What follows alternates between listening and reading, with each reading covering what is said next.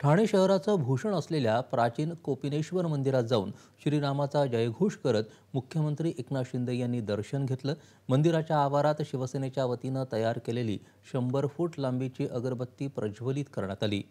हिंदू हृदयसम्राट शिवसेना प्रमुख बाळासाहेब ठाकरे यांचं स्वप्न आज पूर्ण झालं असून हा स्वप्नपूर्तीचा क्षण असल्याची भावना यावेळी मुख्यमंत्र्यांनी व्यक्त केली। कारसेवा सुरू असताना दिवंगत आनंद दिघे यांच्या नेतृत्वाखाली चांदीची वीट या मंदिरासाठी अर्पण करण्यात आली होती, याची आठवण मुख्यमंत्र्यांनी सांगितली।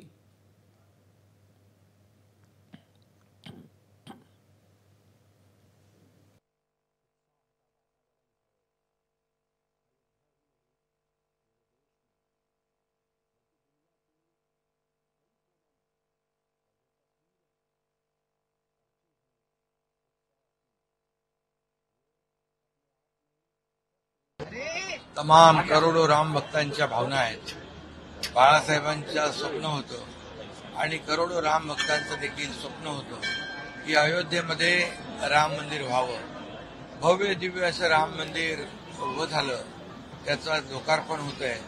आदरणीय प्रधानमंत्री नरेंद्र मोदी साहेबांच्या शुभ हस्ते एक ऐतिहासिक असा क्षण आहे। एक सुवर्ण अक्षरामध्ये लिहून ठेवण्यासारखा आजचा दिवस आहे। खरं म्हणजे 14 वर्षाचा वनवास रामाचा संपला, 500 वर्षाचा हा इतिहास आहे आणि 500 वर्षापासून तमाम या देशातली जनता आस लावून बसली होती। अयोध्यामध्ये कधी मंदिरामध्ये रामलल्ला विराजमान होतील आणि त्याची वाट पाहत होते आतुरतेने आणि आज तो क्षण जवळ आलाय आणि आज प्रभू रामलल्ला मंदिरामध्ये विराजमान झालेले आहे।